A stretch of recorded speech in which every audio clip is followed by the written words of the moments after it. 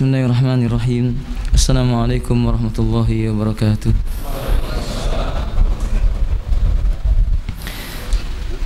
Innal hamdalillah nahmaduhu wa nasta'inuhu wa nastaghfiruh. Wa na'udzu billahi min shururi anfusina wa sayyiati a'malina. Man yahdihillahu fala mudilla lahu wa man yudlilhu fala hadiya lahu. Asyhadu an la ilaha illallah wahdahu la syarika lah. Wa asyhadu anna Muhammadan abdullahi wa rasulullah. Allahumma salli ala Muhammadin wa ala alihi wa ashabihi wa man tabi'ahum bi ihsan ila yaumiddin wa ba'd. Ya ayyuhalladzina amanu taqullaha haqqa tuqatih wa la tamutunna illa wa antum muslimun. Ya ayyuhan nas ittaqu rabbakum alladhi khalaqakum min nafsin wahidah wa khalaqa minha zawjaha wa bassa minhuma rijalan katsiran wa nisaa'a wattaqullaha alladhi tasaaluna bihi wal arham innallaha kana 'alaykum raqiba. Ya ayyuhalladzina amanu taqullaha wa qulu qawlan sadida yuslih lakum a'malakum wa yaghfir lakum dhunubakum wa may yuti'illaha wa rasulahu faqad faza fawzan 'azima. Fa inna asdaqal hadithi kitabullahi wa khairal hadi hadi Muhammadin sallallahu alaihi wa alihi wa sallama wa syarrul umuri muhdatsatuha inna kulla muhdatsatin bid'ah wa kulla bid'atin dhalalah wa kulla dhalalatin finnar. Saudaraku yang dimuliakan oleh Allah Azza wa Jalla, kita memuji Rabbul Alamin karena tidaklah yang ada di sisi kita pada hari ini melainkan nikmat yang datang dari Allah. Bermajelis dalam majelis ilmu, memiliki niat yang tulus mencari wajah Allah Ta'ala, ini nikmat yang tidak bisa digantikan dengan kehidupan dunia. Kemudian salawat dan salam semoga tercurah atas Nabi kita Muhammad sallallahu alaihi wasallam. Setelah itu saya memohon maaf kepada Fadilatul Ustaz Syahrul Fatwa hafizahullah taala karena anak duduk di sini. Mudah-mudahan beliau mengizinkan karena tidak layak saya ada di sini kalau beliau ada. Maka tadi selesai salat maghrib saya berharap tidak ada saja majelisnya karena ada apa? Fadilatul Ustaz, karena ana merasa tidak pantas menyampaikan karena ada beliau begitu ya. Nah, saya nggak tahu ini diizinkan atau tidak ini sama beliau. Ya, insya Allah diizinkan ya. Kalau tidak cukup sangan muqaddimah saja itu sudah cukup insya Allah ya. Nah, kadalik. Tayyib Ustaz, alafu minkum. Kita lanjutkan ya ikhwan. Suatu ketika Umar bin Khattab radhiyallahu ta'ala marra Umar bin Khattab radhiyallahu ta'ala fi tariqi min turukil Madinah. Beliau melewati salah satu jalan di antara jalan-jalan yang ada di kota Madinah. Fawajada abna'al muslimin. Ia menjumpai anak-anaknya kaum muslimin. Faqala li, kata Abdullah ibn Umar, maka ia berkata, ya Abdullah, wahai Abdullah, law ma a'tana Allah ta'ala min hadhihi dunya illa rajulan salihan min abna'ina fahuwa lakafatna. Atau kama qala radhiyallahu ta'ala an.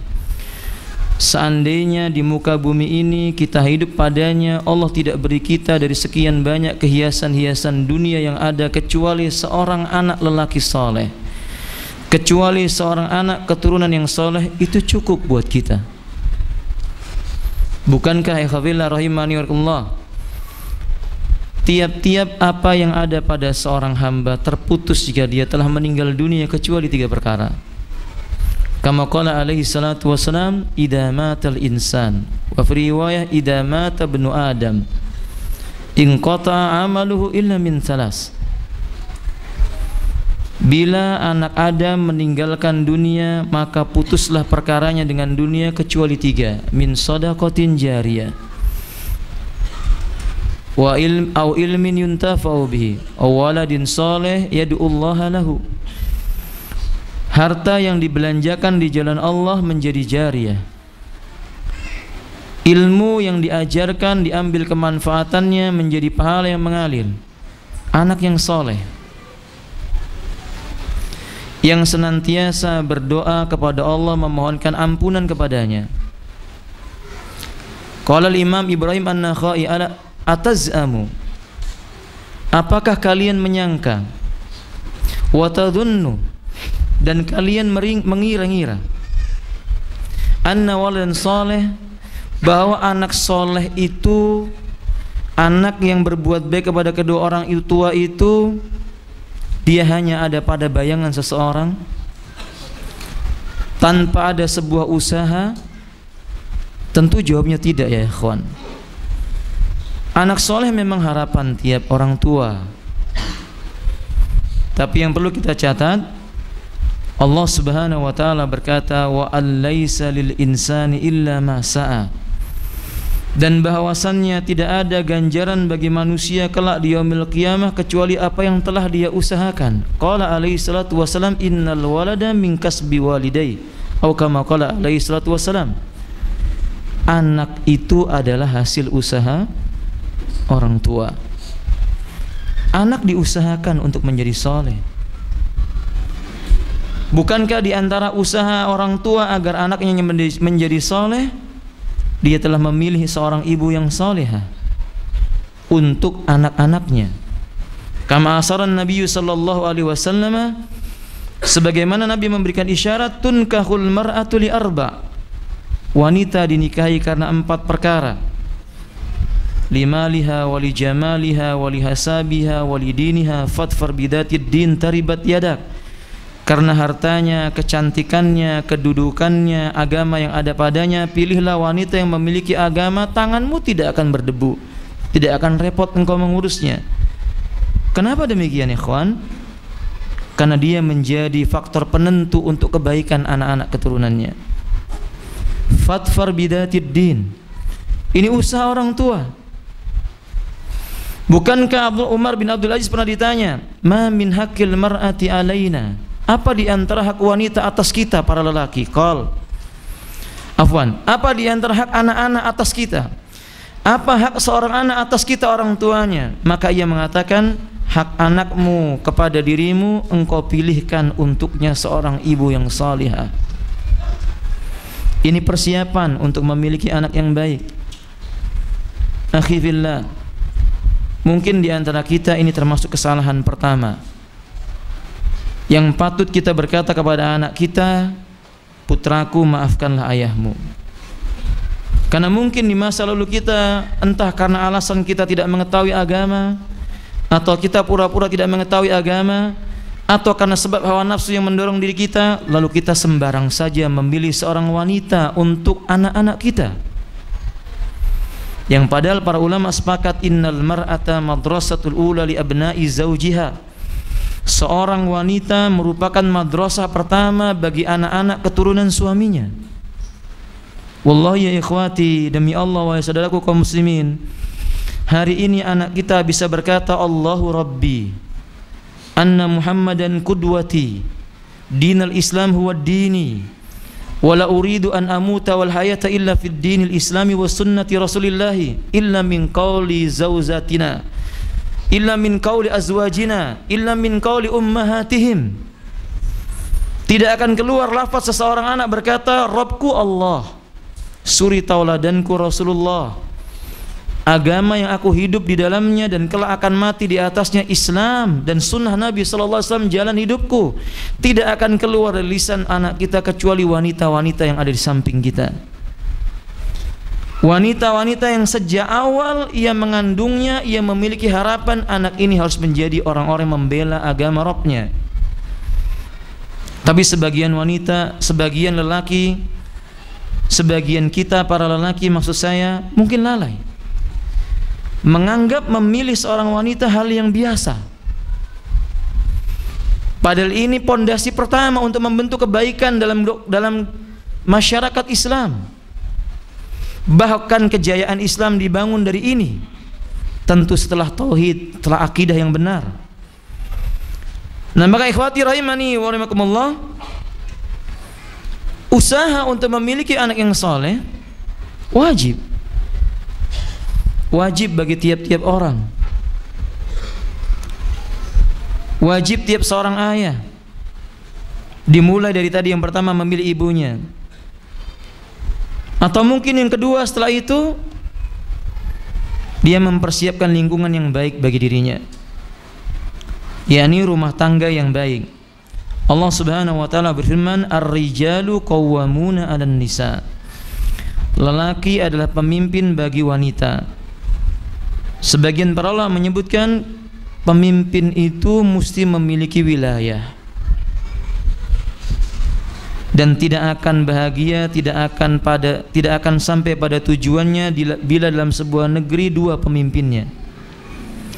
Maksudnya ini kinayah, seperti yang disebutkan oleh Syekh Ibrahim Al-Hamud hafizallahu taala, beliau menyebutkan ini kinayah bahwa seorang pemimpin mesti memiliki lingkungan yang baik. Upaya kita untuk mempersiapkan generasi yang baik, kita mempersiapkan lingkungan yang baik. Tidak mungkin seorang bisa membentuk karakter pribadi pada anak yang baik kalau dia tinggal di sebuah negara yang bukan miliknya. Ini kinayah ya khonfillah.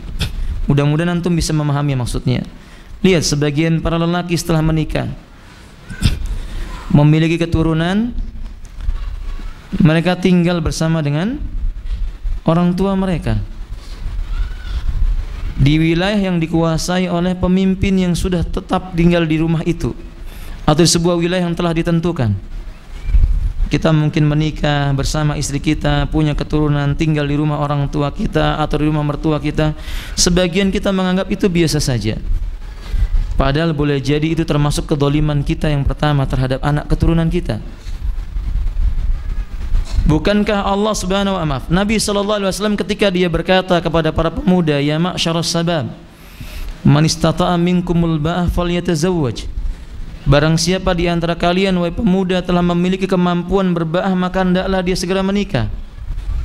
Imam At-Tabari rahimahullah ta'ala menyebutkan masuk dalam kategori ini dia siap memimpin rumah tangganya, kemampuan mendidik istri dan anak-anaknya. Kama qala Allah Ta'ala, ya ayyuhalladzina amanu qu anfusakum wa ahlikum nara.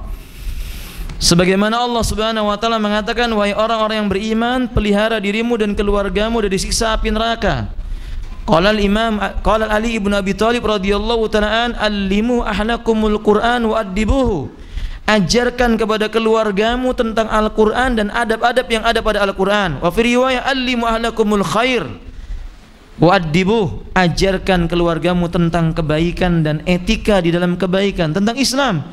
Maka tidak mungkin seorang pemimpin mampu mengajarkan kebaikan dalam sebuah negara yang di sana ada pemimpin yang lainnya. Dia terikat padanya. Tentu dominasi pemimpin yang ada lebih menguasai pemimpin yang kedua.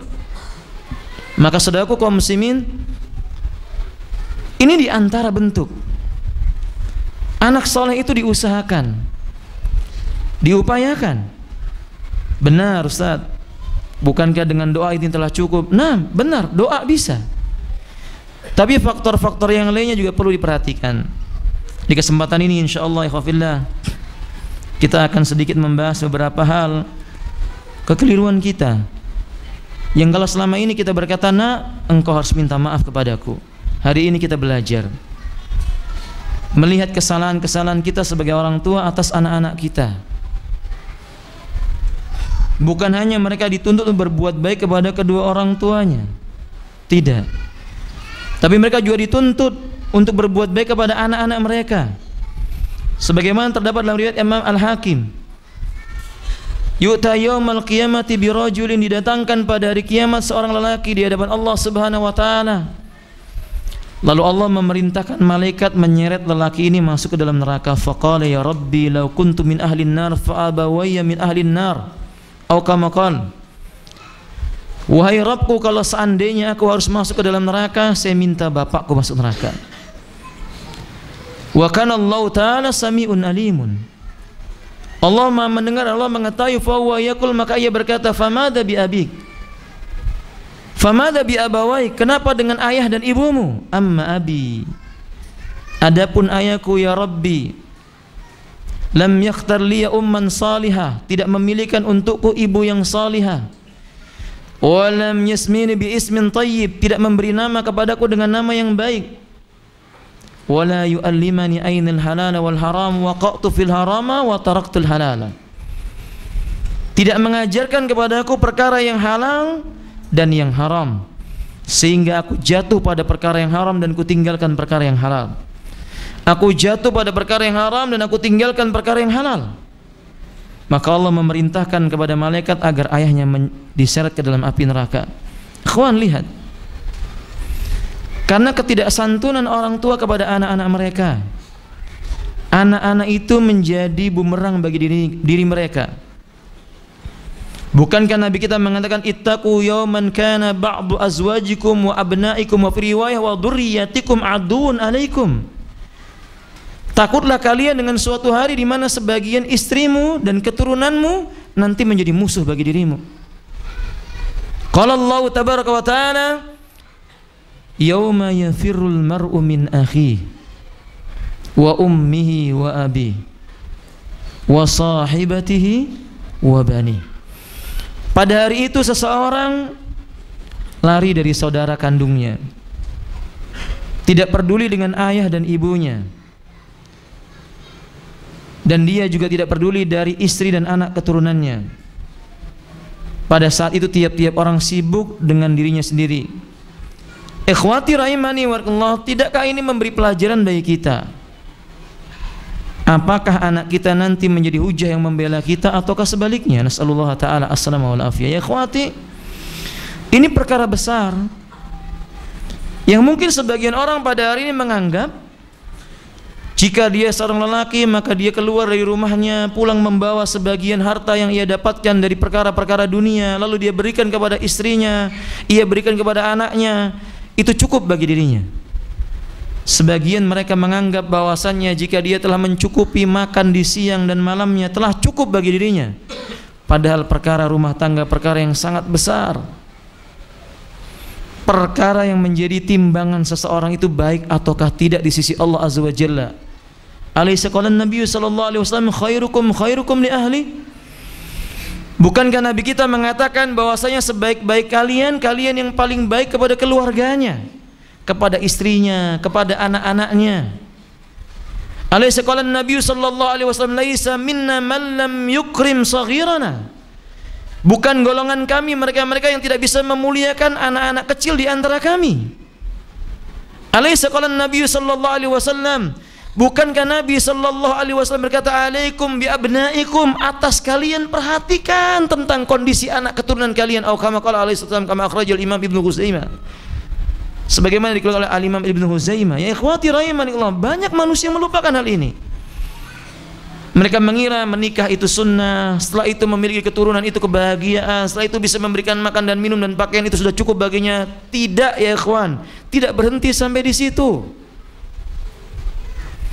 Seorang lelaki memiliki tanggung jawab yang berat. Kalau tidak mungkin Nabi kita sallallahu alaihi wasallam berkata warrajulu ra'in fi ahli wa mas'ulun an ra'iyati. Lelaki pemimpin dalam rumah tangganya dimintai pertanggungjawaban tentang kepemimpinannya dalam rumah tangganya. Setiap detik yang dia lalui bersama keluarganya ada pertanyaannya. Setiap langkah yang ia lalui bersama keluarganya ada tanggung jawabnya. Tiap hari dan waktu yang ia lalui bersama dengan keluarganya ada pertanyaannya di yaumil qiyamah. Ada pertanggungjawabannya di hadapan Allah Subhanahu wa taala. Ini perkara besar ya ikhwati rahimanillah. Jangan kita mengira ketika kita telah cukup dengan salat kita, atau kita merasa cukup dengan puasa kita, atau kita merasa cukup dengan haji kita, atau kita telah merasa cukup dengan sedekah kita, lalu itu telah menyelamatkan kita di yaumil qiyamah. Ikhwati rahimanillah, apakah kita tidak mengingat Nabi sallallahu alaihi wasallam mengatakan atadruna manil muflis? Tahukah kamu siapa orang yang bangkrut? Al-muflisu indana mala dinaran wala dirhama. Bagi kami wahai Rasulullah, orang bangkrut menurut kami yang tidak punya dinar, yang tidak punya dirham, sudah pailit, sudah enggak punya harta. Qala alaihi salatu wasallam al-muflisu fi ummati. Orang bangkrut dalam tubuh umatku bukan itu.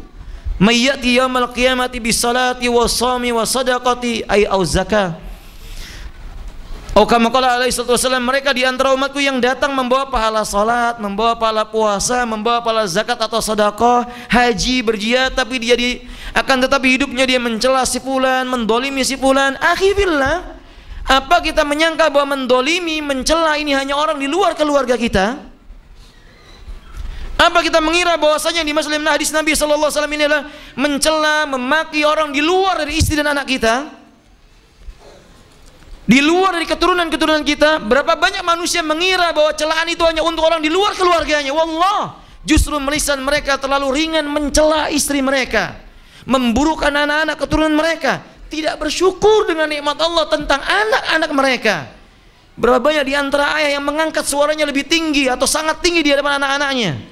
Dia bentak anaknya dengan bentakan yang keras, seolah-olah dia tidak menyadari bahwa itu adalah anak keturunannya, seolah-olah dia tidak menyadari bahwa itu datang dari sulbinya. Dengan izin Allah tabaraka wa taala, ia cela, ia maki, ia menyesalinya, ia mendoliminya. Padahal Nabi sallallahu alaihi wasallam mengatakan dia termasuk bangkrut dengan sebab itu. Salatnya, puasanya, sedekahnya akan ditimpakan kebaikannya kepada anaknya dan dia tidak mendapatkan apa-apa, kepada istrinya dan dia tidak mendapatkan apa-apa. Menjadi bangkrut ya ikhwati rahimakumullah. Dan demi Allah, lebih banyak kedoliman sebagian orang atas keluarganya dia bandingkan oleh orang lain. Dia dibandingkan kedolimannya terhadap orang lain. Ya akhi fillah rahimani wakumullah. Terkadang kita menjumpai sebagian para lelaki, nasallallahu ta'ala as-salama wal afiyah, ya, mungkin di luar dia tampak seperti orang yang saleh. Astagfirullah, astagfirullah. Memperhatikan anak, ketika dia berjumpa anak orang lain dia ucapkan salam, assalamualaikum ya gulam, masmukal karim, masmu abik, siapa nama bapakmu, kamu siapa wahai anak yang mulia. Dia ucapkan salam. Apa kita kepada anak kita demikian? Akhi billah rahimani wallah, saya pernah menjumpai rombongan anak ketika saya pulang dengan seorang teman. Dari jauh dia berlari-lari, padahal dalam kondisi dia bermain dengan anak-anak yang lainnya. Senang, dari jauh saya melihatnya. Begitu melihat saya datang dengan teman ini, dia pergi lari kencang sekali. Ternyata ini anak dari teman saya. Ketika ayahnya sudah masuk ke rumah bersama dengan saya, ayahnya ke belakang, saya panggil anak itu. Apa yang membuat engkau lari? Jawaban anak ini polos. Ada abi. Ada abi Ustaz. Lalu terfikirkan saya ucapan Anas bin Malik radhiyallahu ta'ala, kana Nabi sallallahu alaihi wasallam idza raja'a min safarin fawajada fi tariqin min turuqil madinati abna'a dzurriyyatil muslimin yusallimu alaihim wa yuqabbiluhum. Adalah Nabi sallallahu alaihi wasallam bila beliau itu pulang, wa yuqabbiluhum, apabila Nabi sallallahu alaihi wasallam itu pulang dari safarnya di salah satu jalan kota Madinah, berjumpa dengan keturunan kaum muslimin, beliau mengucapkan salam lalu mencium anak-anak itu. Tidak ada satupun anak yang lari darinya. Mendekat Nabi, memeluk Nabi, menarik pakaian Nabi, dicium oleh Nabi, digendong oleh Nabi sebagiannya. Lalu mengapa seorang ayah membuat anaknya lari? Mungkin ayah ini seperti seorang badui yang datang kepada Nabi sallallahu alaihi wasallam, ya Rasulullah, atuqabbiluhu, kamu cium anak ini? Ketika Nabi pulang menjumpai anak kecil, dalam satu riwayat beliau mencium Hasan di bagian keningnya. Lalu orang badui ini berkata, engkau cium anak ini wahai Rasulullah? Artinya orang ini merasa aneh. Masa bapak cium anak? Itu nanti derajatnya turun. Kata orang Arab badui ini, nanti dia melonjak. Apa bahasa Jakartanya kan? Melunjak. Oh mirip aja ya, melonjak sama melunjak. Saya kira beda gitu ya. Nah gitu. Nggak punya tata krama kata dia. Apa kata Nabi sallallahu alaihi wasallam, barang siapa tidak bisa memuliakan anak-anak kecil kami, dia tidak akan dimuliakan kelak di masa tuanya. Atau kama qala alaihi salatu wasallam. Ini masih kita jumpai pada sebagian bapak. Seharusnya seorang bapak itu adalah seorang yang anaknya selalu merindukan. Jika ayahnya pergi, ya abi, wahai ayahku, idhab litabtaghi min fadlillahi ta'ala farji sur'atan idza kana laysa indaka syai'an innani nuhibbuka wa najana hanantu ilaika. Harusnya seorang anak ini berkata kepada dirinya, wahai ayahku, pergilah mencari karunia Allah, cepat pulang ya, kami merindukanmu, kami menantimu. Tapi sebagian anak berkata, bi, pergi, jangan pulang-pulang. Bagaimana tidak? Abinya pulang dari jauh, matanya sudah melotot. Lihat anaknya dari jauh, tangan sudah diangkat, sambil pegang-pegang jenggot. Sudah mandi apa belum? Masya Allah ya akhwat. Apa kita mengira itu bukan kesalahan? Ini kesalahan ya kawan. Ini kesalahan seorang ayah kepada anaknya, sehingga anak tumbuh rasa takut kepada bapaknya, bukan rasa hormat. Bukankah pendidikan Islam pendidikan yang Nabi berkata kepada anak-anak kaum muslimin? Allah Subhanahu wa taala berkata kepada kaum muslimin, la takhafuhum fakhafuni. Jangan kalian merasa takut kepada mereka, takutlah saja kalian kepada aku, kepada Allah. Mendidik rasa takut kepada Allah Azza wa Jalla. Yang Nabi berkata kepada Abdullah ibn Abbas, ya ghulam, idza sa'alta fas'alillah wa idza sta'anta fasta'in billah. Bila engkau meminta, mintalah kepada Allah. Bila engkau memohon pertolongan, mintalah pertolongan kepada Allah. Tumbuhkan rasa takut itu hanya kepada Allah tabaraka wa taala. Tapi sebagian bapak menumbuhkan rasa takut anak itu kepada bapaknya, sehingga seorang anak lebih takut kepada bapaknya dibandingkan kepada Allah Subhanahu wa taala. Itu bisa terlihat kapan ya kawan? Ketika di masjid. Ketika di masjid, kalau sholat ayahnya nggak ada, anaknya keliaran, lompat sana lompat sini. Begitu bapaknya datang, diem. Sholat anteng, cuman bapaknya melotot sedikit. Kalau pendidikan yang benar, ada ayahnya maupun tidak ada ayahnya, anak ini tahu masjid ini milik Allah, yang mengawasinya Allah. Rasa takutnya kepada Allah Ta'ala membuat dia menghormati ayahnya. Jangan dibalik. Rasa takutnya kepada ayahnya membuat dia menghormati Allah Ta'ala. Ini terbalik. Itu masuk kekeliruan yang besar. Dan kadang ayah tidak merasa itu salah dan dia tidak mau meminta maaf kepada anaknya. Penghormatannya kepada ayahnya mengalahkan penghormatannya kepada zat yang menciptakan ayahnya. Pengabdiannya kepada bapaknya mengalahkan pengabdiannya kepada Allah yang menciptakan dirinya dan juga menciptakan kedua orang tuanya. Ikhwati rahimani wa rahimakumullah, camkan baik-baik, ini kekeliruan besar. Tidak pantas seorang ayah seperti ini ditakuti oleh anaknya. Karena ini juga kadang-kadang kesalahan ibunya. Ibunya kadang-kadang menakut-nakuti anak dengan siapa? Bapaknya. Sahih? Tidur nak. Kalau enggak Umi beritahu. Beritahu siapa? Bapakmu, kan gitu. Kalau tidak aku beritahu kamu kepada bapakmu. Aku panggilkan abi, aku panggilkan abah, aku panggilkan ayahmu. Ya anak takut dengan ayahnya. Coba kalau ibunya berkata, nak tidur, takutlah kepada Allah. Kalau engkau tidak bisa bangun di malam hari menikmati malammu dengan Rabbmu, engkau rugi. Tumbuh perasaan cinta seorang anak itu kepada Allah Subhanahu wa taala. Kadang seorang ibu ketika dia mengeluh tentang anaknya, mengeluh kepada bapaknya di hadapan anaknya. Itu kesalahan besar. Tidak ada satupun sejarah membuktikan ketika dunia pendidikan para sahabat terhadap anak-anaknya, dia menjumpai anak-anak sahabat mungkin keluar dari tabiat yang wajarnya manusia, kemudian dia mengeluh kepada bapaknya. Tidak pernah seorang wanita sahabiah berkata, urus anakmu, lihat dia demikian. Tidak pernah dia berkata, bah ini lihat ini anak kita seperti ini. Tidak pernah.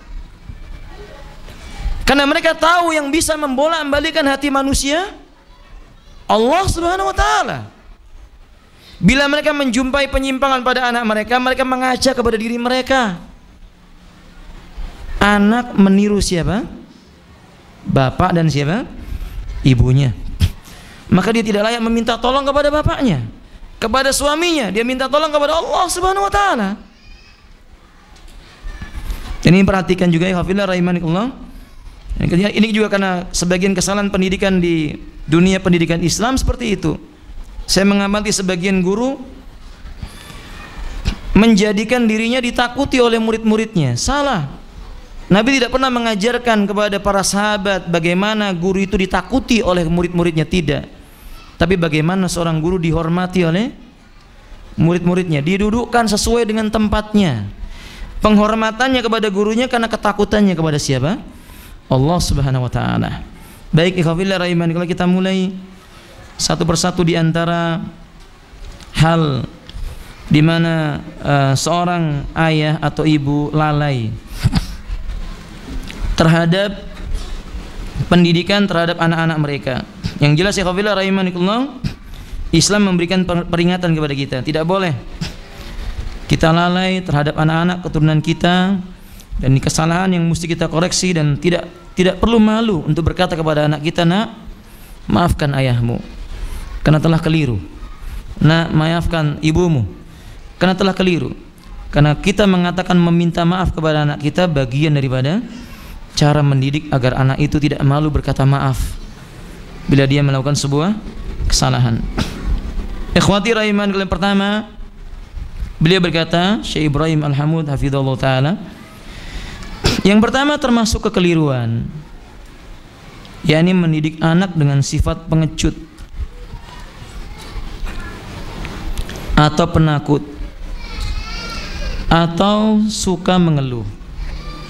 Karena memang ikhwati, tabiat manusia itu penuh dengan keluh kesah. Allah Subhanahu wa taala menyebutkan khuliqal insan halu'a.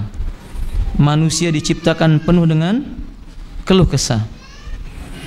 Anas bin Malik radhiyallahu taala menyebutkan, ata ilan nabi sallallahu alaihi wasallam wa huwa yakhutubu 'alal mimbar yaumal jum'ah al-a'rabiyyu. Ada orang Arab Badui di hari Jumat ketika Nabi sedang khutbah, datang kepada Nabi orang Badui. Ia berkata, wahai Rasulullah, ternak kami tidak mengeluarkan air susunya, tanaman kami tidak mengeluarkan panennya, anak-anak kami kelaparan karena tidak turun hujan. Berdoalah kepada Allah agar Allah menurunkan hujan. Maka Nabi mengangkat kedua tangannya lebih tinggi daripada kepalanya dan dia berkata, Allahumma aghisna, ya Allah, turunkanlah hujan atas kami. Ketika itu awan bergulung hitam, turun hujan sampai hari Jumat yang berikutnya. Badui ini berkata, wahai Rasulullah, berdoalah kepada Allah, ternak kami kebanjiran, tanaman kami kebanjiran, hujan tidak berhenti-berhenti. Maka Nabi SAW berkata, ya Allah, turunkanlah hujan di bukit-bukit, bukan di lembah-lembah kami. Maka hujan pun turun di bukit-bukit, bukan di lembah-lembah yang ada di negeri Arab ketika di kota Madinah ketika itu. Apa yang kita bisa ambil? Itulah sifat manusia. Kalau tidak hujan, dia berkata, kenapa tidak hujan? Kalau seandainya hujan turun, dia mengatakan hujan lagi.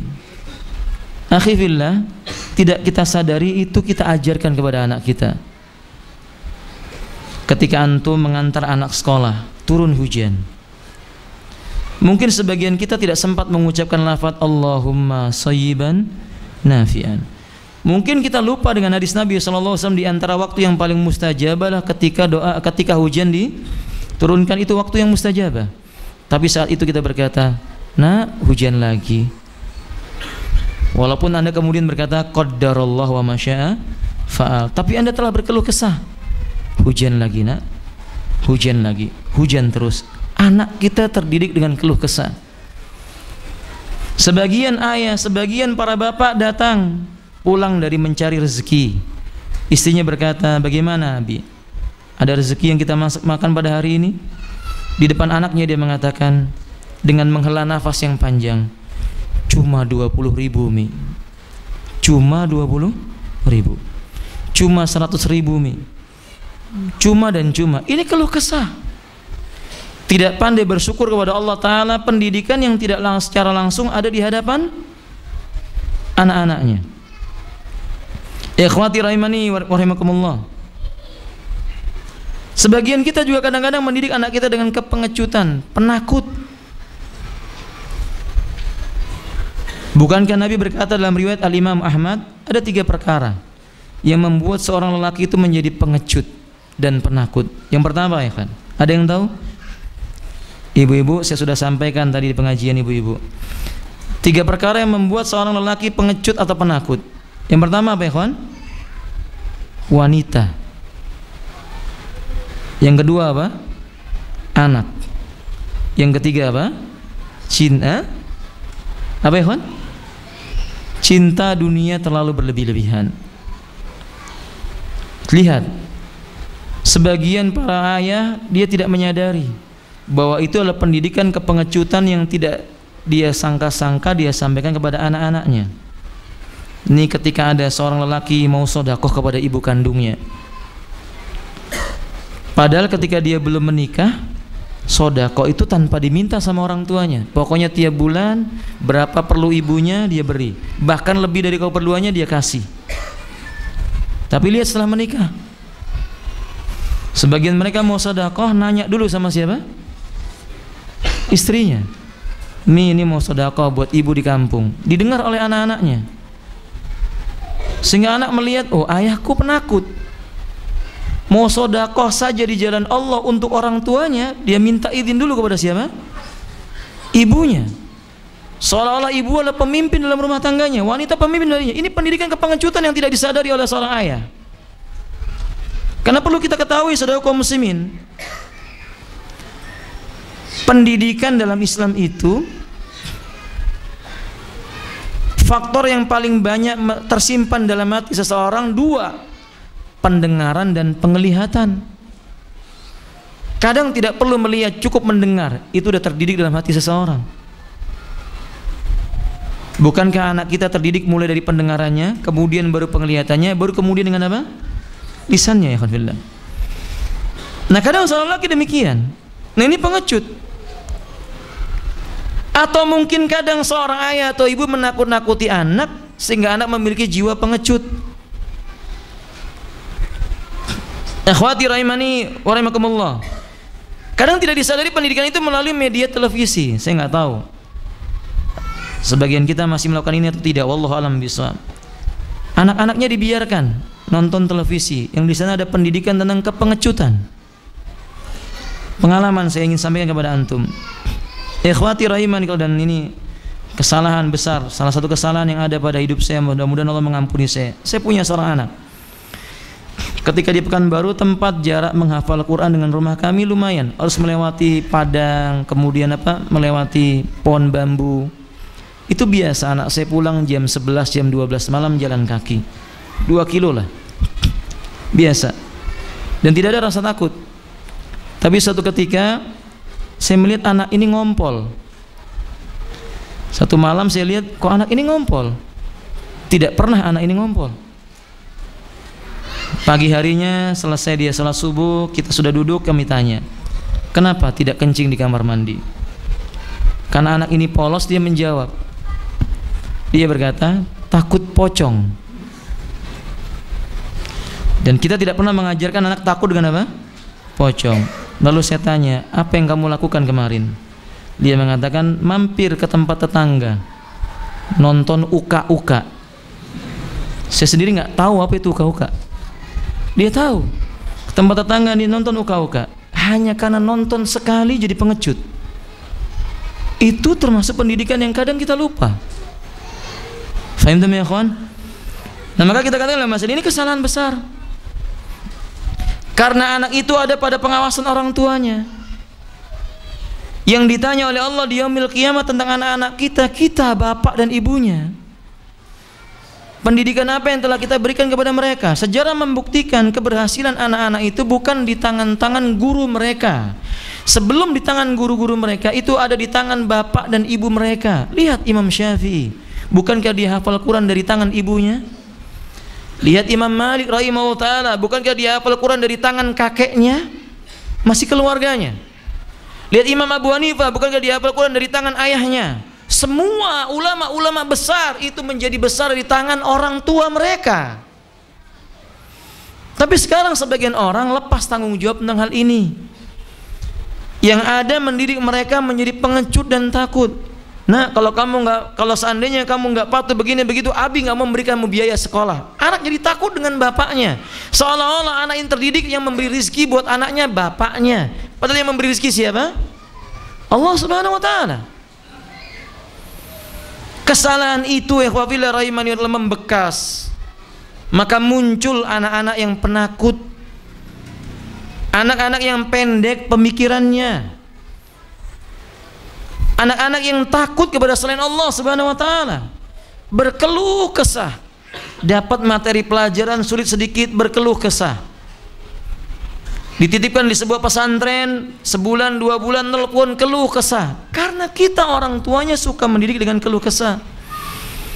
Ikhwati rahimani wa rahimakumullah, didiklah anak kita seperti Nabi sallallahu alaihi wasallam mendidik mereka. Nabi sallallahu alaihi wasallam tidak pernah mendidik anak-anak kaum muslimin dengan kepengecutan, tidak pernah. Nabi mendidik mereka orang yang memiliki jiwa pemberani. Sampai ketika mau terjadi perang Tabuk, ketika terjadi perang Badar, 2 orang anak laki-laki datang kepada Nabi dan berkata, "Wahai Rasulullah, izinkan aku ingin ikut perang bersama dirimu." Pada saat itu busur panahnya lebih tinggi daripada jasadnya. Izinkan aku ingin menemanimu di medan perang. Pada saat itu busur panahnya lebih tinggi daripada jasadnya. Tentu Nabi menolaknya. Bukan ini yang kita inginkan. Bukan ini yang kita inginkan dari penolakan Nabi itu, bukan. Tapi bagaimana keberhasilan Nabi mendidik generasi-generasi Islam untuk tidak memiliki rasa takut kecuali kepada Allah Subhanahu wa taala. Akhi billah, kalau pada hari ini kita menjumpai anak kita itu penakut, salahkan diri kita. Kita patut bertobat kepada Allah. Kemudian kita minta maaf kepada anak kita. Nak, maafkan ayahmu. Tidak bisa mendidik kamu menjadi seorang seperti Khalid bin Walid. Tidak bisa mendidik seperti sahabat Nabi Rabi yang datang ke kota Roma dan dia berkata, antumu jami'an aslimu. Kalian semua masuk Islam. Sendirian dia naik ke hadapan raja dan dia tunjuk satu persatu, kamu masuk Islamlah kalian. Karena kesalahan kita. Ini yang pertama. Yang kedua, ikhwati rahimani wa rahimakumullah, mendidik anak di atas sifat ceroboh, yakni kasar, yaitu yang dimaksud kasar dalam berbicara, merasa lebih tinggi dibanding selainnya, menanamkan hal ini kepada mereka seolah-olah itu sikap berani. Ini salah didik. Menganggap di atas kan nggak boleh mendidik pengecut. Kemudian seorang bapak menampakkan di hadapannya kekasaran, kekakuan, seolah-olah dianggap itulah yang disebut dengan kepahlawanan. Kebalik ya ikhwan fillah. Ada seorang ikhwah ketika kami di Balikpapan di masjid, ada melihat orang tua sholat. Orang tua itu awam, tidak tahu tentang din. Dia sholat cepat, tangannya diletakkan di samping kiri. Selesai itu pemuda ini, maksud saya pemuda, dia masih usianya muda, dia sudah punya anak. Dia datangi orang tua itu dan dia berkata, "Bapak, tidakkah Anda tahu tidak ada contohnya sholat meletakkan tangan di sebelah kiri?" Kemudian bapak itu berkata, "Kamu tahu apa? Saya lebih tua." Maka dia mengangkat lebih tinggi, "Anda sudah tua, diberitahu nggak tahu lagi, nggak mau tahu lagi." Sambil berkata, "Nak, jangan contoh orang tua ini." Dia berkata kepada anaknya, "Nak, jangan contoh orang tua ini."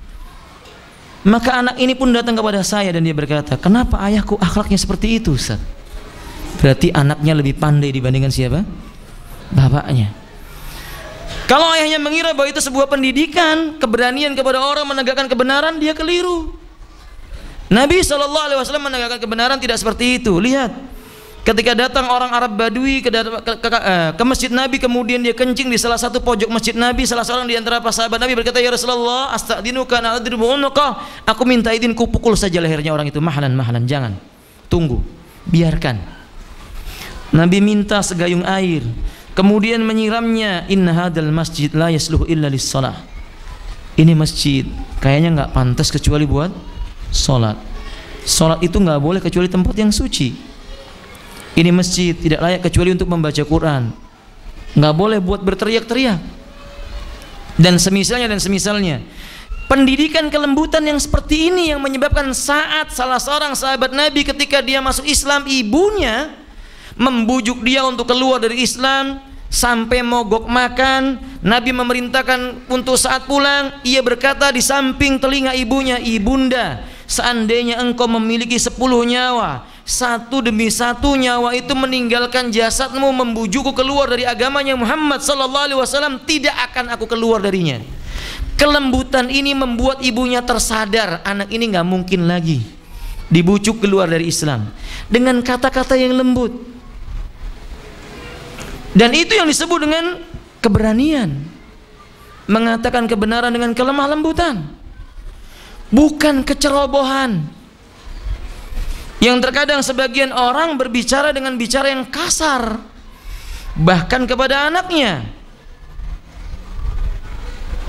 Kadang dia merasa lebih tinggi dibandingkan orang lain. Ada orang lain menasihati dirinya karena dia malu dengan anaknya, maka dia meninggi di hadapan anaknya supaya tidak terasa dihinakan di hadapan anaknya. Padahal ikhwafillah, bersikap rendah hati di hadapan orang itu dilihat oleh anak kita, itu merupakan pendidikan yang baik. Tentu setelah kita di atas mengingatkan kepada mereka, rasa takut kita hanya Allah, kepada Allah saja, rasa hormat dan pujian kita kepada orang yang menghormati Allah. Insya Allah pendidikan kita tentang rendah hati itu tidak akan merendahkan diri kita di hadapan anak kita. Lihatlah Nabi SAW berkata, faida takrahuha, kalau seandainya kamu marah dengan istrimu, la tuqabbihha, jangan kamu mencela dia dengan kata-kata yang kotor. Sebagian bapak bertengkar dengan istrinya, sebagian suami bertengkar dengan istrinya di hadapan anak-anak mereka, menyebut dengan sebutan-sebutan yang kotor, yang secara tidak langsung mendidik anak tidak punya penghormatan kepada ibu yang telah melahirkannya. Kita patut bertobat kepada Allah kalau itu pernah kita melakukannya, ya khafillah. Wallahi kalau seandainya kita pernah membentak anak kita patut untuk bertobat kepada Allah. Ini Anas bin Malik radhiyallahu ta'ala, dia berkata, khadimtun Nabiy sallallahu alaihi wasallam 10 sinin. Aku ini pernah menjadi pembantunya Nabi selama 10 tahun. Ma masastu dibajan wala hariran. Aku tidak pernah menyentuh sutra dibaj maupun sutra harir. Akhafu min yaddin Nabi sallallahu alaihi wasallam, lebih halus dibandingkan dengan telapak tangannya Nabi sallallahu alaihi wasallam. Artinya Nabi tidak pernah apa? Menempeleng. Nabi tidak pernah memukul anak.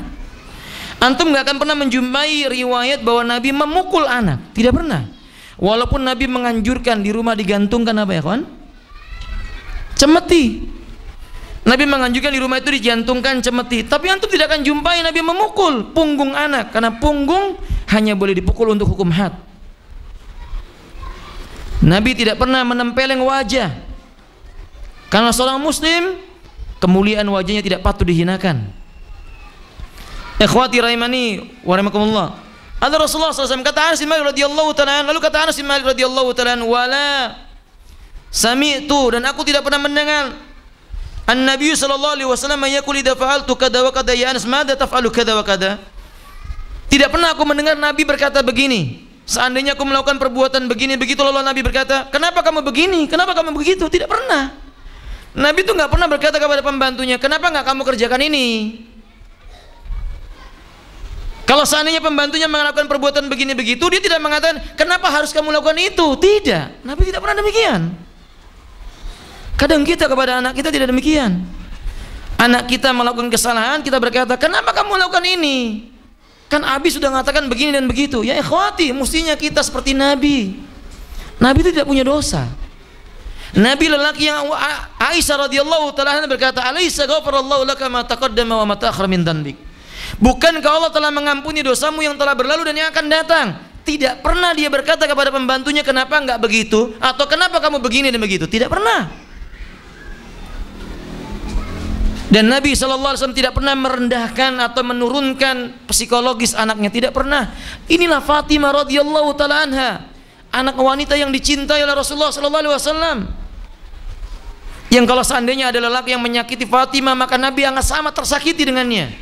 Ia datang kepada Nabi SAW, wahai Rasulullah, wahai ayahku, bukankah engkau tahu Ali bin Abi Thalib lelaki yang fakir? Bukankah kamu mengetahui bahwa Ali bin Abi Thalib lelaki yang tidak punya harta yang banyak? Aku datang dengan tangan yang pecah-pecah, beri aku pembantu. Anaknya berkeluh kesah kepada ayahnya. Dan ini pendidikan yang baik ini, ikhwah.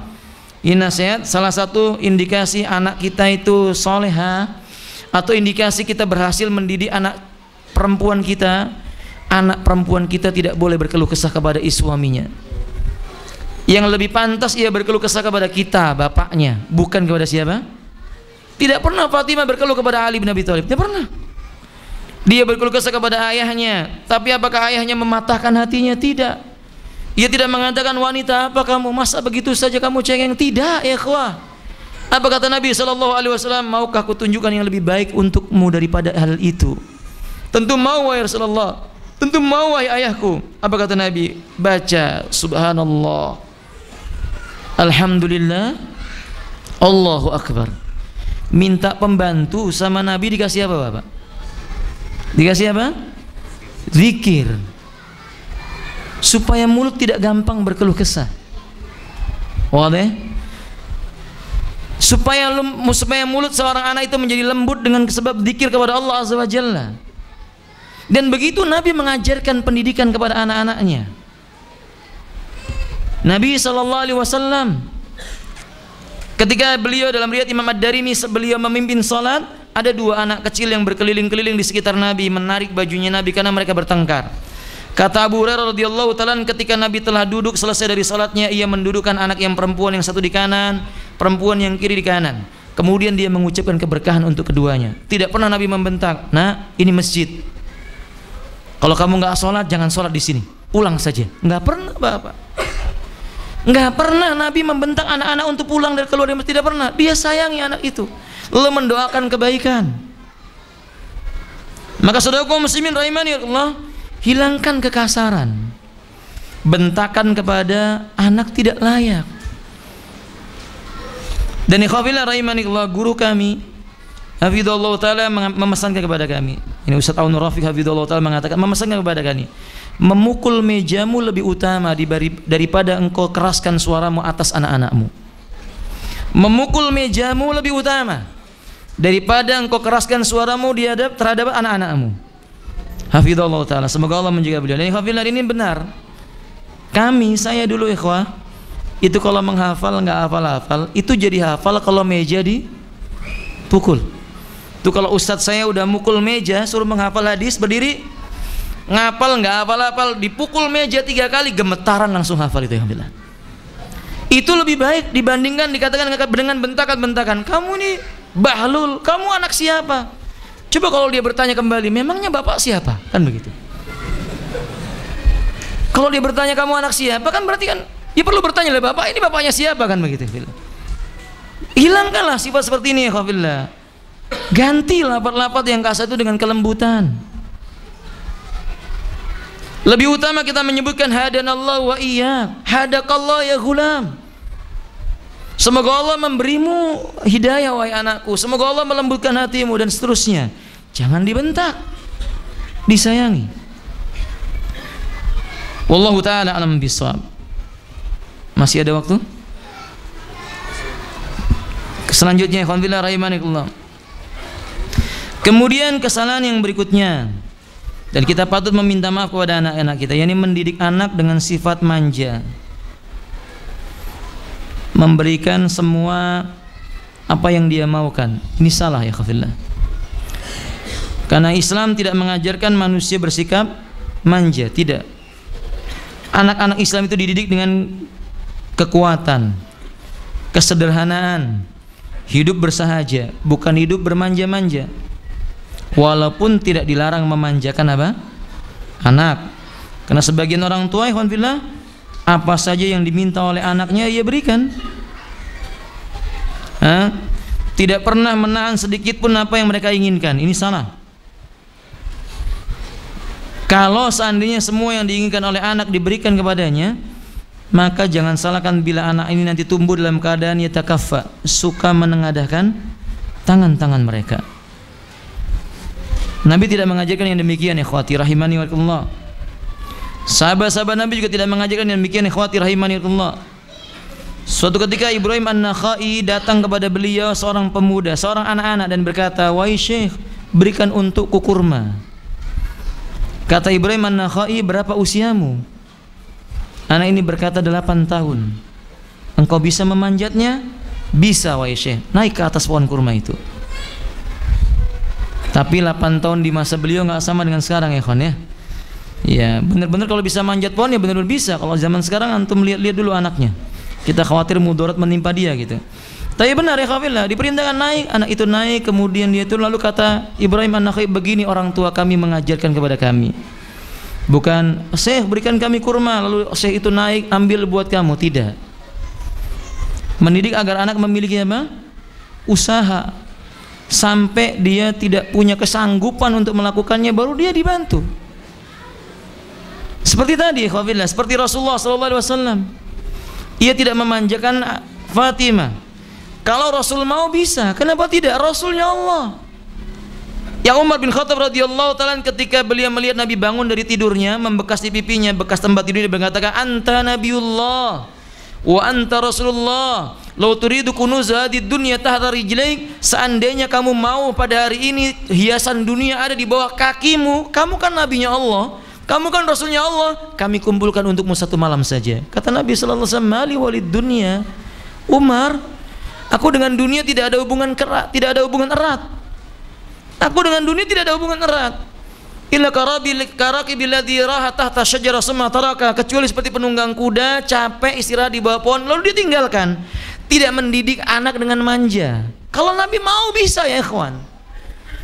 Nah, ini pesan kepada kaum muslimin, kepada saya terutama dalam masa, jangan didik anak kita dengan kemanjaan.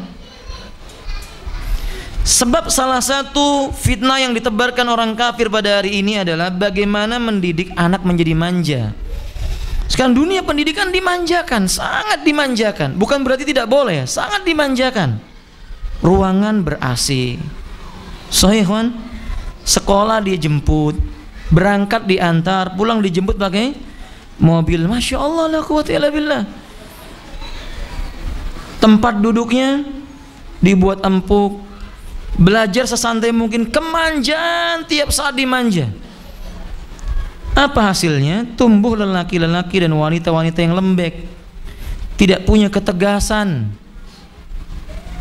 Ya ikhwati rahimani Allah, Umar bin Khattab radhiyallahu ta'ala dalam riwayat Imam Ad-Darimi, Abdullah putra beliau menceritakan, ada lelaki yang datang kepada Umar dan berkata, ya Amirul Mukminin, uridu an as'alu syai'an, aku mau tanya sama kamu. Apa kata Amirul Mukminin? Anta rajul, kamu laki-laki, idza takallamta fakallim kama qala rajul. Kalau kamu memang laki-laki, ngomongnya itu mbok yo laki-laki dikit, kenapa? Faham maksudnya alhamdulillah? Ini dia datang, Amirul Mukminin, saya mau nanya sesuatu. Kamu laki-laki kan? Kalau ngomong itu mbok yo kayak laki-laki, begitu kata maksudnya Umar. Maksudnya alhamdulillah, jangan terlalu bermanja-manja. Ya laki-laki itu kalau Amirul Mukminin, saya mau bertanya tentang sesuatu berkata, itu baru namanya laki-laki. Tapi sebaliknya, kalau perempuan ya jangan kayak laki-laki ya. Karena sebagian perempuan masya Allah ditelepon, assalamualaikum, mau bicara dengan suami anda, sebentar, masih di kamar mandi, tunggu dah. Ya Allah, ini perempuan prajurit kayaknya. Ya yang wajar lah, kalau perempuan yang wajar ya, sebentar pak, suami saya masih di kamar mandi, tutup dulu, begitu ya khafillah. Sebaliknya yang laki-laki juga demikian, yang tegas, yang wajar. Jadikan laki-laki laki-laki, bukan karena Ibnu Abbas berkata, la'ana Rasulullah sallallahu alaihi wasallam al-mutasyabbihina minar rijali bin nisa. Rasulullah melaknat lelaki-lelaki yang menyerupai pada wanita. Wal mutarajjilati minan nisa'i birijal. yakni wanita-wanita yang menyerupai para lelaki, sebaliknya dilaknat oleh Rasulullah sallallahu alaihi wasallam. Jangan dididik manja. Bapak, kalau anak laki-laki kalau diberi mainan jangan dikasih mainan apa? Hah? Boneka jangan. Kembang atau bunga ya jangan ya akhwafillah. Ya anak laki-laki mainannya apa ya kawan? Hah? Apa? Wah, antum kelihatan hasilnya sudah ini kawan. Pistol senjata. Ya kawan, anak laki-laki itu kasih Quran. Kasih hadis Arba'in Nawawi, kasih ya kawan. Kok antum kasih pedang? Gimana ini? Nah, laki kasih Al-Quran, ini Al-Quran. Hafalkan, baca depan ayat, hafalkan. Begitu ya fillah. Wadah? Nah, begitu. Apa namanya? Ditunjukkan perkara-perkara yang menampakkan keberanian, keutamaan, kemuliaan. Nah, kadzalika ikhwati rahimakumullah. Kita lanjutkan kesalahan yang berikutnya ikhwati.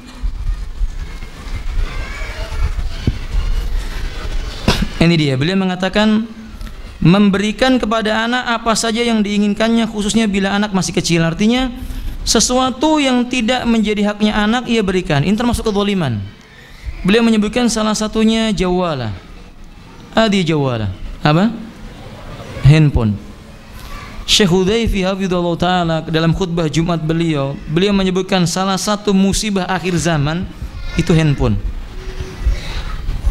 Hampir tidak ada tempat yang selamat dari fitnah handphone.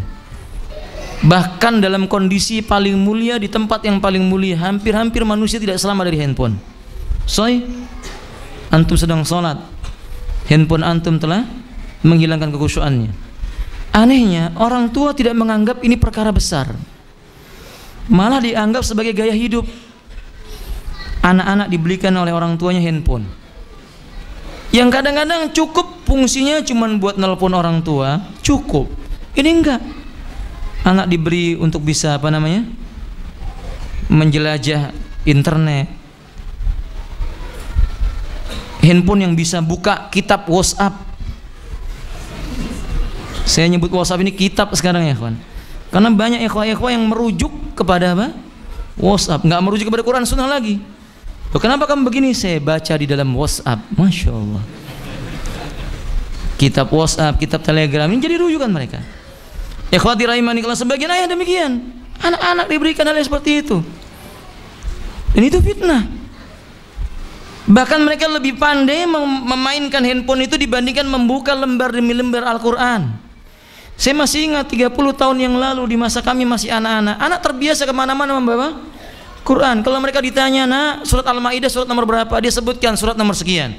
Surat Al-Furqan surat nomor berapa? Surat nomor sekian. Surat Yusuf surat berapa? Surat nomor sekian. Sekarang antum anak-anak tanya, surat Yusuf surat berapa? Sebentar Ustaz, buka Syekh Google. Dan orang tua nggak menganggap itu hal yang kesalahan pada pendidikan atau pada dunia pendidikan orang tua. Mereka menganggap itu biasa saja. Ini salah ya khawillah. Kenapa kita tidak memperkenalkan anak-anak seperti orang-orang di masa lalu memperkenalkan anak-anak mereka tentang kemuliaan, seperti ibundanya Imam Syafi'i, orang tuanya Imam Malik, kedua orang tuanya Abu Hanifah, demikian pula Imam Muhammad dan yang lain-lainnya. Kenapa tidak seperti mereka kita memperkenalkan anak-anak kita? Kenapa dengan benda-benda dunia ini? Yang Nabi SAW menyebutkan, sayakunu fi akhir zaman min ummati yusbihu mu'min wa yumsi kafir, yumsi mu'min wa yusbihu kafir, yumsi mu'min wa yusbihu kafir, yabiu dinahu bid dunya al-qalila. Na'udzubillah min dzalik. Nabi mengatakan akan datang di akhir zaman di antara umatku, dia kufur di pagi harinya dia beriman, sorenya kufur, sorenya beriman, paginya dia kufur, dia jual agamanya dengan dunia yang sedikit yang ada padanya. Ya akhirnya ini salah satu sebabnya. Bukan kufur besar yang saya maksud, kufur nikmat. Bukankah di antara nikmat Allah itu waktu? Dan Allah berkata, wal asri innal insana lafi khusr. Demi masa sesungguhnya manusia benar-benar berada dalam kerugian. Ya ikhwafillah, berapa banyak anak kita membuang waktu dengan handphonenya, dengan kitab WhatsAppnya, dengan kitab Telegramnya. Dia bisa menghubungi sana, dia menghubungi sini dengan Facebooknya. Anak-anak yang mestinya dia cukup bagi kita, dia mengenal Al-Baqarah, Al-Maidah, An-Nisa, Ali Imran, Al-Ikhlas, Al-Kafirun, itu lebih utama bagi dia dibandingkan mengenal apa yang ada pada handphonenya. Tapi orang tua merasa itu hal yang biasa. Maka tumbuh generasi-generasi yang bodoh tentang agama, yang tampaknya mengenal agama tapi hatinya rapuh dengan agama. Ya ikhwati rahimani, kita patut bertobat kepada Allah, kemudian kita meminta maaf kepada anak-anak kita. Maka saya menyarankan kepada orang tua sekalian, tarik itu handphone dari anak-anak kita. Nggak manfaat ya ikhwafillah, belum bermanfaat buat mereka. Berikan mereka Al-Quran. Umar bin Abdul Aziz menyatakan, datangkan kepadaku 100 pemuda, aku akan berikan kepada mereka tentang Quran, tentang apa yang datang dari Allah dan Rasulnya. Maka mereka akan datang kepada kita dengan 100 bumi milik Allah untuk kita. Bukan pemuda yang memegang handphone yang akan membuka pintu-pintu bumi, pintu-pintu dunia untuk kaum muslimin ya khantillah. Tidak. mereka akan membuka dunia, pintu-pintu dunia terbukakan untuk kaum muslimin dari mereka-mereka yang di dada mereka ada Al-Quran, di tangan-tangan mereka sunnah-sunnah Nabi SAW, di jasad-jasad mereka gambar-gambar tentang Islam. Maka saudara kaum muslimin rahimanillah, kesalahan ini jangan lagi dilanjutkan. Ikhwati rahimanillah, ketika kami sedang umrah, kami ada dalam sebuah majelis seorang syekh dari Sudan, hafal Quran Masya Allah. Beliau bercerita kepada kami, 10 tahun yang lalu anak-anak di tempat ini setiap jam ini lebih daripada 150 orang. Tapi sekarang tidak lebih dari 15 orang. Saya bertanya, apa sebabnya Syekh? Sudah sibuk dengan handphonenya. Alasannya kan di handphone ada Quran. Tapi demi Allah, sedikit sekali mereka membuka Qurannya dibandingkan aplikasi yang lainnya. Shadaq, saya katakan benar. Dan itu kesalahan siapa ya kawan? Orang tua. Coba orang tua memberikan kepada mereka Quran, nah jam sekian pergi ke masjid, datangi guru fulan, datangi ustadz fulan, jangan pulang sebelum kamu hafal 10 ayat. Coba tiap orang demikian. Oh deh. Kalau tiap rumah tangga kita berkata, nah jangan pulang ke rumah ini sebelum kamu hafal 10 ayat. Anak ini akan tinggal di masjid. Ya kalau kita memberikan kepada nah ini handphone, kalau ada apa-apa telepon abah. Ya tahu-tahu anaknya sudah di mall. Gak mungkin di masjid. Faham tuh ya akhwati? Ini kesalahan. Jadi kesalahan kita yang kita patut meminta maaf kepada anak-anak kita ketika kita memberikan apa saja yang diinginkan oleh anak-anak kita. Yang terakhir, sini sebenarnya banyak di sini kawan, ada 45 poin, tapi ini cukup sampai berapa? Yang berapa sekarang? 5 atau 6? Baik, alhamdulillah. Ini dia ikhwati rahimanillah. Ini yang kita patut meminta maaf kepada anak kita yang mendidik dengan kebohongan dan sikap pelit kepada anak. Ikhwan, berbohong itu berbahaya. Nabi kita berpesan, alaikum bisidqi inna sidqa yahdi ilal birri wa innal birra yahdi ilal jannah. Iyyakum wal kadhib innal kadhiba yahdi ilal fujuri wa innal fujura yahdi ilan nari. Atau kama qala alaihi salatu wasallam, rawahu Muslim. Atas kalian berpeganglah kalian dengan kejujuran, karena kejujuran itu mengantarkan kepada kebajikan, dan kebajikan akan mengantarkan kalian kepada surga. Hati-hati dengan dusta. Dusta mengantarkan kepada fajir, dosa-dosa, dan dosa mengantarkan manusia kepada api neraka. Ikhwah, berapa banyak orang tua mendidik anaknya dengan kebohongan. Padahal bohong ini sesuatu yang menjadi sifat yang paling tampak pada orang munafik. Qala alaihi salatu wasallam, ayatul munafik sanas, wa fi riwayah arba'. 3 perkara menjadi ciri orang munafik. Yang pertama kata Nabi, idza hadasa kadzaba atau kadiba. Kalau seandainya dia itu berkata-kata, dia dusta. Celaka kalau seorang ayah sudah mulai berdusta. Jangan kita mengira dusta itu yang dilarang padanya kepada anak, bukan. Kedustaan kita kepada orang lain di hadapan anak kita itu pendidikan tentang kebohongan. Kadang ya ikhwah, kita membawa anak kita ke masjid, benar. Salat Isya sahih, pulang salat Isya mampir di warung minum kopi. Agak terlambat, istrinya pulang, dia pulang sampai di rumah istrinya bertanya, dari mana Bi? Salat Isya kok jam 10 baru pulang. Ya suaminya mengatakan, ya dari masjid lah, kan tadi pamitnya ke masjid.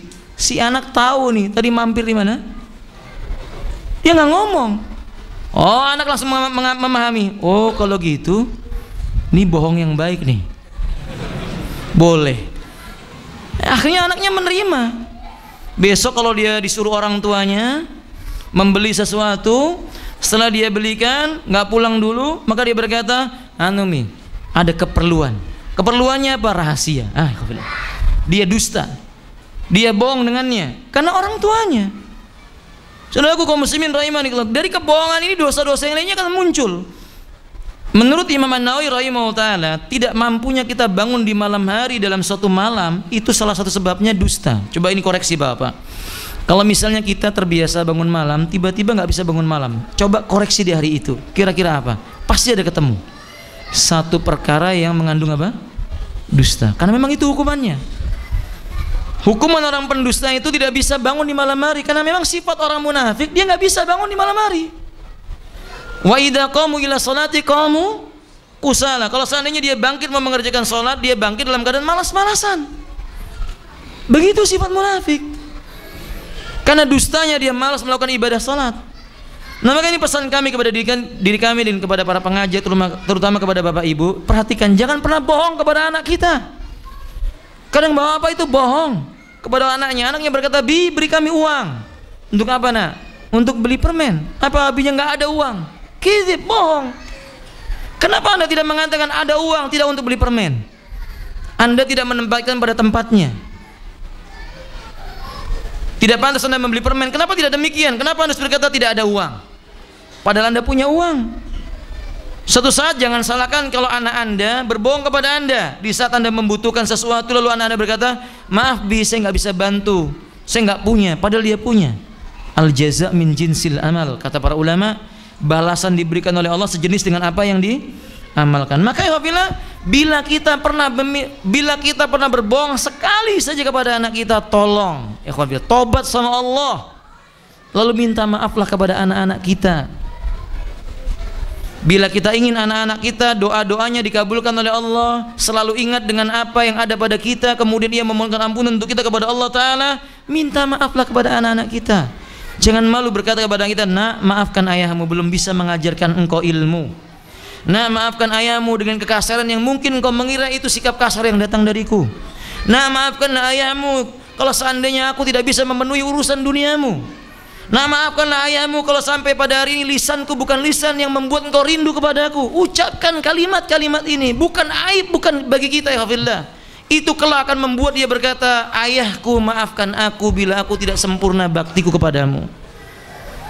Ya hafillah, usia kita bukan makin muda, kita makin tua. Maka kita meminta maaf kepada anak-anak kita agar mereka menjadi anak-anak yang pandai meminta maaf kepada Allah, kemudian kepada kita. Jika memang itu jalannya, kenapa tidak? Demikian mungkin ikhwafillah yang mampu saya sampaikan pada kesempatan kali ini. Mudah-mudahan yang sedikit ini bermanfaat. Kurang lebihnya saya mohon maaf. Antum bisa cari buku ini buku yang bagus. Untuk minta Ustadz Sahrul Fatwa untuk membedah buku ini. InsyaAllah ini buku yang baik untuk dunia pendidikan, terutama pendidikan di dalam rumah tangga. Demikian ikhwafillah. Maaf apabila ada salahnya. Ada tanya jawab?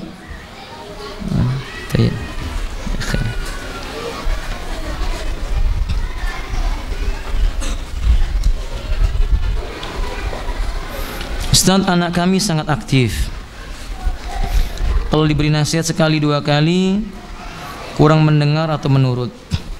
Setelah dibentak-bentak baru nurut. Innalillahi wa inna ilaihi rajiun. Apabila ada waktu atau tempat di mana orang tua perlu ketegasan dan kekerasan. Maksudnya apakah ada waktu atau tempat di mana orang tua perlu ketegasan atau kekerasan? Yang pertama, akhirnya kalau anak itu aktif, itu normal. Antum tidak usah merasa khawatir. Ini contohnya hadis Muslim dari Abu Hurairah radhiyallahu taala. Ya ummun Nabiy sallallahu alaihi wasallam an-nasa fi salatil maghrib. Nabi mengimami salat maghrib, dalam satu riwayat salat duhur. Summa sajada bi sujudin tawil. Kemudian beliau dalam posisi sujudnya lama sekali. Akhsha an asaban an-nabiy sallallahu alaihi wasallam syai'un. Aku khawatir ada sesuatu yang menimpa Nabi sallallahu alaihi wasallam. Farafa'tu ra'si, aku angkat kepalaku. Fanadhartu, lalu aku melihat. Apa yang dilihat oleh Abu Hurairah? Di pundaknya Nabi, cucunya Nabi duduk saat Nabi sedang apa? Salat. Itu aktif, enggak apa-apa. Kakeknya dijadikan kuda-kudaan. Itu aktif, enggak masalah. Ketika selesai salat, apa kata Nabi sallallahu alaihi wasallam? Tidak ada yang menghalangi aku mengangkat kepalaku kecuali karena kekhawatiranku akan menyakiti anakku. Jadi kalau bapak punya anak aktif, suka naik pundaknya, suka naik pohon, suka gerak sana gerak sini, itu malah biasa. Anda bersyukur. Kalau anak Anda usianya masih 5 tahun di pojok aja, ada orang duduk di pojok, lalu Anda berkata, "Oh, ini tanda-tanda baik, al-haya minal iman." Pakai dalil rasa malu bagian daripada apa? Keimanan. Benar dalilnya, tapi penempatannya salah. Kan tadi lihat anak-anak Madinah ketika Nabi datang, mereka datang kepada Nabi naik aktif, itu enggak apa-apa, itu normal. Berikan utur kepada anak Anda, tinggal diarahkan. Dia punya pemikiran yang cepat dan kuat dari keaktifannya. Otaknya itu nggak tersalurkan, makanya ada pada gerak ototnya. Maka para ulama menganjurkan, beri dia pengajaran yang baik. Duduk, suruh diam, dibiasakan. Belum bisa Ustaz, baru sekali, 2 kali, 3 kali, berkali-kali. Kalau antum sanggup berikan 1000 kali, kenapa cuma 3 kali ya ikhwah? Itu anak kita. Dudukkan dia, biarkan dia duduk belajar. Kadang dia berpaling dari kita, nggak apa-apa, namanya anak-anak. Anak-anak demikian, sikapi dengan kesantunan. Bukankah Nabi kepada Abu Umair dia berkata, ya Aba Umair, mada fa'alan Nughair? Ada anak kecil namanya Abu Umair. Nabi berkata, apa yang terjadi pada si burung Nughair? Nabi santun kepada anak ini. Yang sifatnya anak-anak ya begitu, ya lari, ya melompat, ya berteriak, biasa. Biasa ya khawati. Kalau kita mau memberikan kepada mereka pengajaran, sekedar sampaikan. Nah, jika engkau duduk lebih tenang, lebih manfaat buatmu. Cukup. Jangan antum bentak, teriak. Itu menunjukkan siapa antum sesungguhnya. Karena anak tidak mungkin anak itu meniru siapa? Tetangganya, nggak mungkin. Niru siapa ya kawan? Ya bapaknya. Bagaimana anak itu aktif, berarti sebagaimana itu pula bapaknya ketika di masa lalunya. Maka saya katakan dalam masalah ini nggak apa-apa ya ikhwati, anak itu diambil, kemudian ditenangkan, didoakan, diberi pengajaran, aktif lagi, nggak masalah. Kapan waktunya anak itu ditegasi? Kalau sudah melanggar syariat, kalau anak sudah mulai bohong, ditegasin. Ketegasannya tidak boleh melampaui batas, harus bersikap adil. Kalau antum terpaksa memukul, pukulan yang tidak menimbulkan bekas, dorban ghairu mubarrih. Pukulan di tempat-tempat yang memang pantas dipukul dan siap dipukul. Nabi kita mengatakan, muru auladakum bisalat wa abna sab'a sinin, perintahkan anakmu salat sedangkan mereka usianya berapa? 7 tahun. Kapan dipukul ya kawan? Wadribuhum, kapan dipukul? Wa abna asra sinin, usia berapa? 10 tahun. 10 tahun itu sudah siap dipukul, sebelum itu belum siap. Kalau anak antum masih 6 tahun jangan dipukul ya kawan, masih rapuh tulangnya. Anak 6 tahun itu kita diam, memandang wajahnya saja dia sudah takut. Apalagi antum yang jenggotnya tebal. Antum melihat anak antum sambil pegang jenggot begini, insya Allah dia udah diam. Fahimtum ya kawan? Kalau kurang, kalau nggak bisa diam, istighfar, karena kita punya dosa. Tidakkah Umar menyebutkan, bila engkau melihat seorang penunggang onta, ontanya meronta ketika ditunggangi, tuduhlah penunggang ontanya itu ada dosa. Ini kinayah. Kalau kita nggak bisa mengendalikan orang yang ada di bawah pimpinan kita, bimbingan kita nggak bisa dikendalikan, tuduh kita ini mungkin pembimbing yang punya dosa. Istighfar sama Allah. Dan kemudian perlu diperhatikan tempatnya, jangan dibentak di depan orang banyak. Nabi tidak pernah merendahkan orang lain di hadapan orang lain, tidak pernah. Tadi sudah saya contohkan ketika Nabi mengatakan kepada sahabatnya, "Mahlan, biarkan." Dia tidak pernah membentak orang Badui, itu tidak pernah. Nabi hanya mengatakan kepada orang Badui, ini masjid tidak layak kecuali untuk sholat, membaca Quran, atau kama qala alaihi salatu wasalam. Nasihat kesalahan sebagian orang tua justru menghukum anak di depan orang lain. Mungkin maksudnya biar orang lain tahu nih, saya tegas juga nih sama anak. Anak dari masjid dijewer, dari masjid sampai rumah dijewer terus. Merendahkan psikologis anak. Wadah ikhwah. Katakan kepada anak kita, nak, ayah menyayangimu karena Allah. Kalau bukan karena Allah benci dengan perbuatan ini, Allah nggak benci, maka ayah nggak akan benci. Daripada engkau dimurkai oleh Allah, maka lebih baik ayah memurka dulu supaya engkau takut kepada Rabbmu. Nggak apa-apa, demikian lebih baik. Jangan kalau anda berkata, kamu memalukan bapak, kamu memalukan ayah. Jangan ya ikhwan. Jangan katakan kalimat itu merendahkan anak kita. Tapi lafazkan dengan kalimat-kalimat yang indah. Nah, aku mencintaimu karena Allah. Kalau bukan karena Allah murka kepadamu, aku nggak akan murka kepadamu. Karena Allah murka, maka aku murka kepadamu. Wallahu a'lam bishawab. Pak Ustadz, bagaimana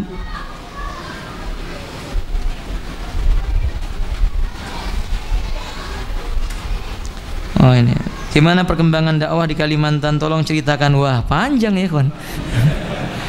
Ya, alhamdulillah di sana ada dakwah dengan doa antum. Ya mohon didoakan, mudah-mudahan di sana dakwah diterima. Alhamdulillah dakwah kita termasuk dakwah yang paling diterima oleh masyarakat Balikpapan.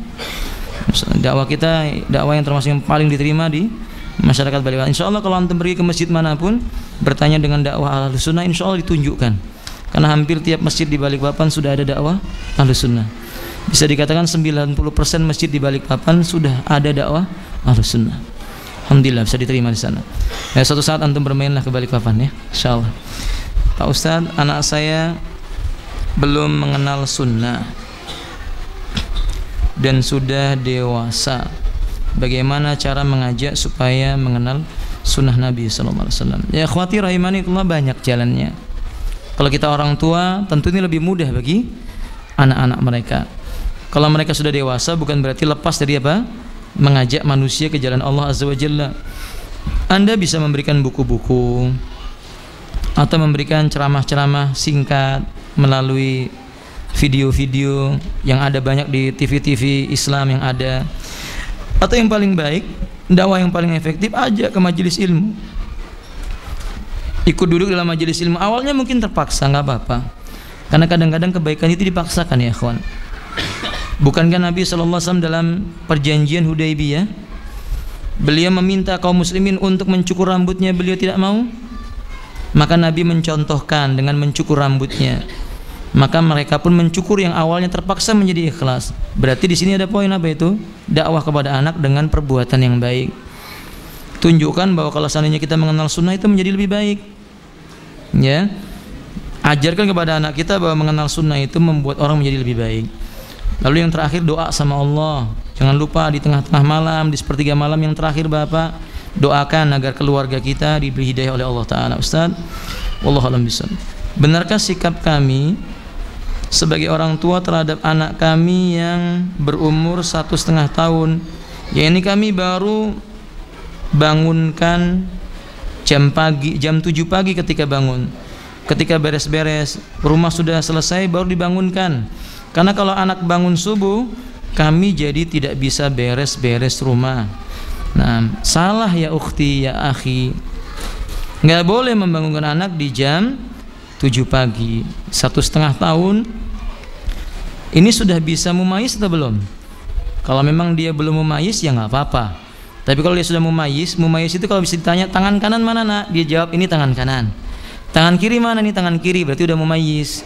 Bangunkan, nggak apa-apa. Kalau dia tidak mau bangun jangan dipaksa, karena baru 1,5 tahun. Jangan dipaksa karena memang belum wajib sholat, tapi dibangunkan. Diajarkan kepadanya bangun ketika subuh telah berkumandang adzan, bangunkan. Kalau ternyata dia bangun kemudian tidak bisa membuat kita beres-beres, misalnya seperti itu, nunggu sampai jam 7 baru bisa dibangunkan supaya beres urusan rumah tangga kami beres semuanya, ya memang pada asalnya tidak berdosa. Tapi ingat ikhwafillah rahimanillah, kadang pendidikan yang paling baik itu pada usia apa? Masih kecil sekali. Saya punya teman anaknya usia 3 tahun itu sudah hafal 5 juz 3 tahun. Ternyata apa? Di antara kiatnya ya dia biasa membangunkan anaknya di pagi hari, dia bawa ke masjid sejak kecil, sejak usia 1 tahun, masih kecil sekali ketika itu. Nah, tapi memang kondisinya kondusif, masjidnya tidak menyebabkan orang yang ada di sekitarnya terganggu dengannya begitu. Aku lihat ya khawati, kalau memang anak itu udah mumayyiz ya lakukan, kalau belum ya nggak apa-apa.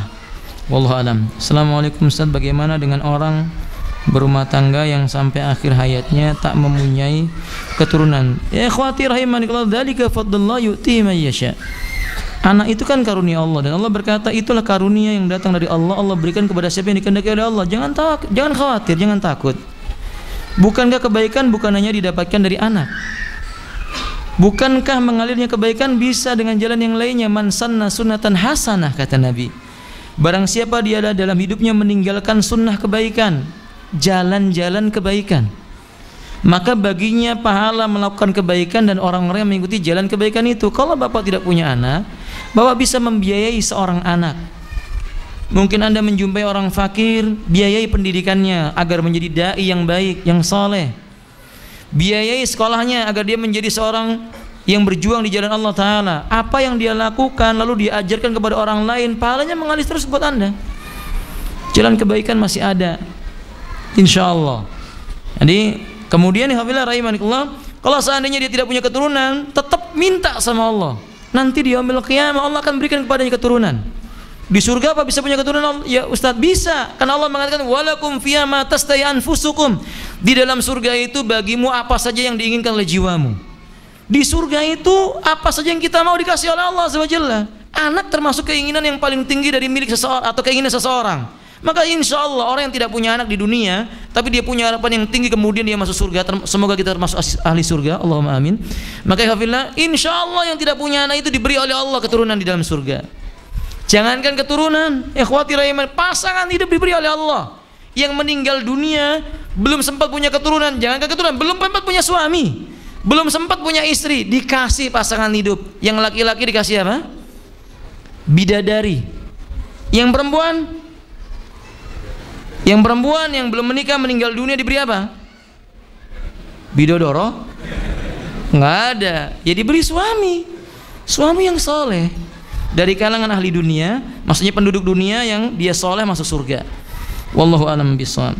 Nah, assalamualaikum warahmatullahi wabarakatuh. Mau tanya kesahihan hadis yang dibawa ini, apakah hadisnya sahih atau tidak? Doa meminta keturunan. Bismillahirrahmanirrahim. Rabbi la tadarni farda wa anta khairur rahimin. Nah, ini kan doanya